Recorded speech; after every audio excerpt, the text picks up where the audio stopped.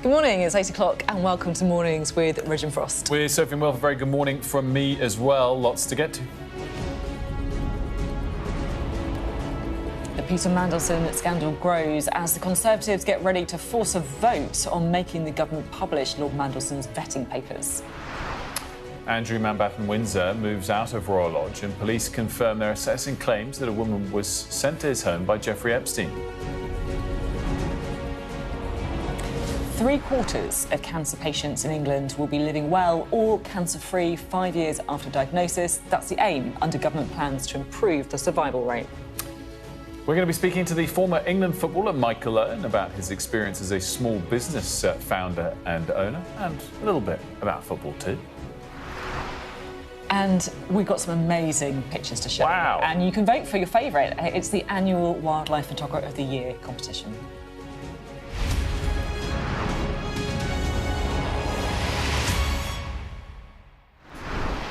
A very good morning to you and welcome to the programme. Well, it's now been days of revelations and building scandal about Peter Mandelson's relationship with the paedophile billionaire Jeffrey Epstein. Mandelson has now resigned from the House of Lords before he was pushed, but the fallout doesn't end there. It's going to be another dramatic day in Westminster, with the Conservatives poised to trigger a Commons vote, which could then force the government to release all the vetting documents from Lord Mandelson's appointment as US ambassador. I should say as well, we've heard on this programme that the government say they will release those documents. And the Met Police have confirmed that Peter Mandelson is now the subject of an inquiry into alleged misconduct in public office, the maximum penalty for which is life imprisonment. We've not reached the end of the story. There's lots to unpack. First, here's our Deputy Political Editor, Sam Coates. Gone the first time, gone the second time, gone for good. The Clerk of the Parliament has today received notification from Lord Mandelson of his intention to retire from the House. Peter Mandelson has left politics and Parliament for the last time, renouncing his seat in the House of Lords rather than waiting to be kicked out. All over his repeated lack of candour about his 20-year-plus relationship with the financier and paedophile Jeffrey Epstein. Are you embarrassed about Peter Mandelson's actions? Who's to blame for bringing him back? Keir Starmer's anger heard behind these doors. Mandelson is a disgrace who let the country down, the Cabinet was told. His threat to pass a law to strip his peerage was the final straw. Fury over a relationship between Mandelson and Epstein that others were asking about in much more depth long before Keir Starmer. In June 2009, did you stay at the apartment in Manhattan of Jeffrey Epstein? I'm not answering any questions about him. He was in jail at the time for soliciting prostitution from a minor. And my knowledge of him is something that I regret. I wish I'd never met him in the first place. But emails released by the US government over the weekend revealed there was so much more. Payments to Mandelson's husband were thousands. There's no suggestion of wrongdoing from him. But also alleged market-sensitive intelligence passed straight to the paedophile financier within seconds of Mandelson receiving it. Condemnation from all sides. They have made a grave error of judgment. I think the Prime Minister himself needs to come clean and tell us what he knew and when. It is quite outrageous and people will be quite disgusted by it. We shouldn't have had to wait all these months before he was able to sidle out very quietly and very disgracefully and resign without being sacked. Downing Street has already handed over details of key emails to the police. Now Scotland Yard are looking at whether the law was broken. The news that the police have launched a full-blown inquiry into Peter Mandelson will, incredibly, be welcomed in the building behind me because they are desperate to take as tough a line as possible to insulate themselves from the massive fallout from the departure of Peter Mandelson. Because the charge that these guys are facing is as toxic as they come in politics, that they took a hear no evil, see no evil approach to appointing a man who has been a fixture of the Labour family for more than 4 decades. After Prime Minister's questions, the Tories will try and force the disclosure of vetting documents prepared before Mandelson's appointment, dividing Labour MPs from number 10 in the process. The embarrassment continues. Sam Coates, Sky News, Westminster. Let's talk to Murray, shall we? I mean, it looks pretty clear. You were reporting it earlier this morning. Wes Streeting confirmed it when we spoke to him. The government's going to publish most of this stuff, right? Showing how they came to the conclusion that it was OK for Peter Mandelson to be US ambassador. Yeah, exactly that. Basically, with the caveat, they don't want to release any details that have any kind of national security elements, also international relations elements. And that's what Wes Streeting was saying to you. But clearly, they are under so much pressure with this vote, with this humble address from the Tories, that actually the idea of not releasing that information would be so politically toxic at a time when, as much as they've tried to kind of condemn Peter Mandelson and basically kind of, say he's nothing to do with us anymore, he is still associated with Labour, of course, and it was still this government that put him into that position as ambassador. So they need to do as much as possible as they can in terms of a kind of repair job of their reputation. And therefore, this is a very straightforward way of doing that and a bit of a no-brainer. So we'll have to see how the day pans out when those documents are released. But it looks set to be a very, very interesting day in Parliament. What's the mood in the Labour Party? I mean, to what extent do rank-and-file MPs feel this is, a problem that our government, our leadership has brought upon ourselves versus he duped everyone? Well, I think it depends on who you speak to, and that's part of the problem, right? So I think in some wings of the Labour Party there is more sympathy for government and for Keir Starmer, and they feel that actually he was trying to do something risky and creative, perhaps.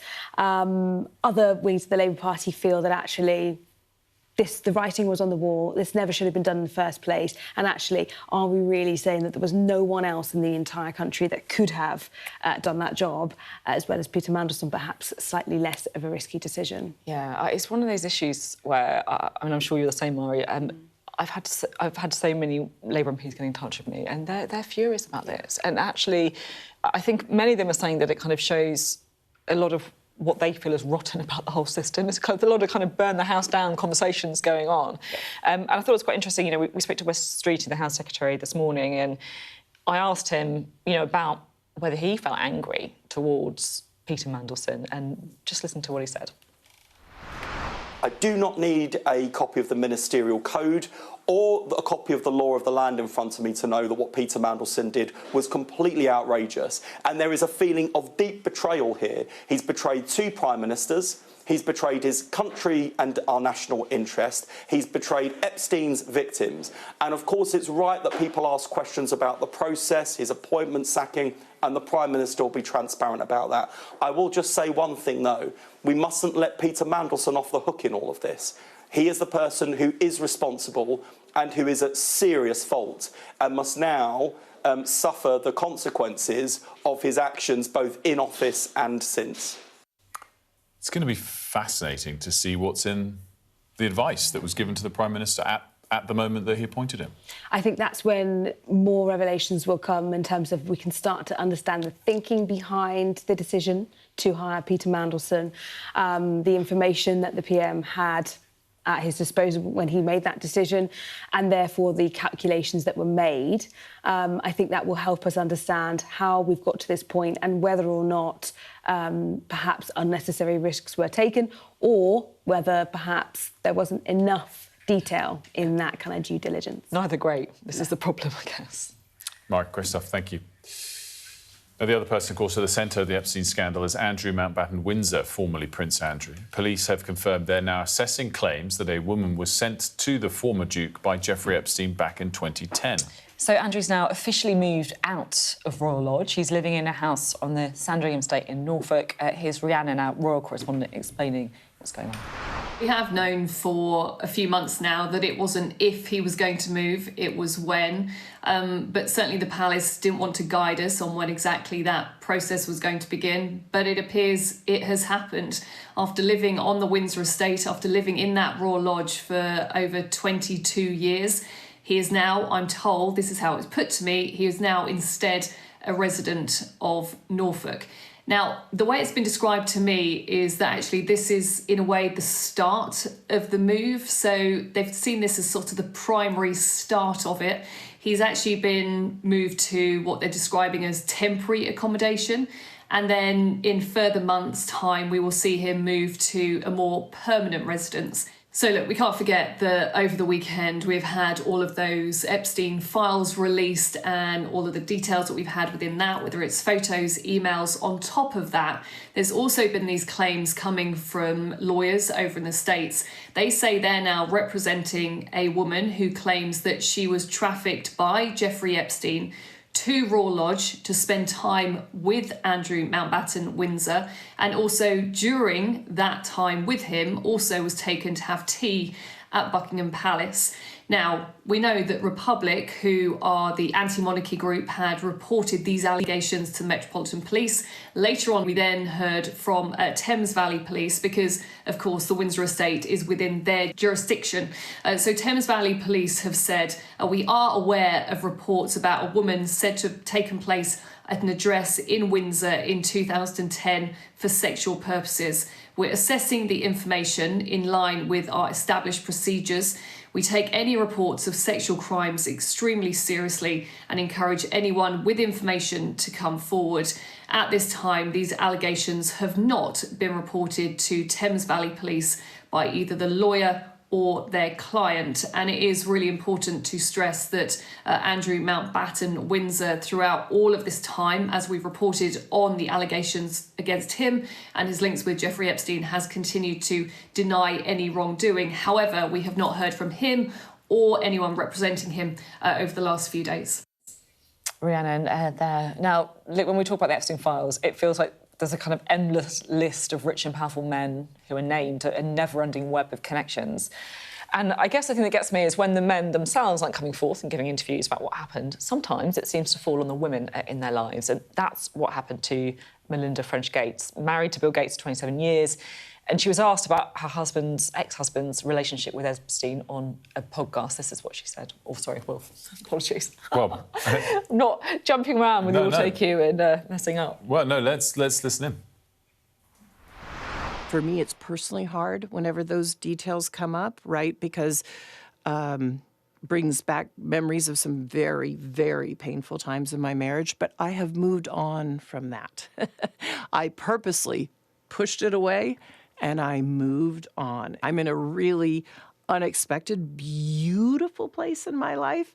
So whatever questions remain there of what I can't even begin to know all of it, those questions are for those people and for even my ex-husband. They need to answer to those things, not me. Oh, well, Bill Gates has previously said that these claims are, in his words, absolutely absurd and completely false. He's also said that the only thing these documents demonstrate is the lengths Jeffrey Epstein would go to entrap and defame him. I think, regardless, everyone has huge sympathy for Melinda. Yeah, exactly. I think that's completely right.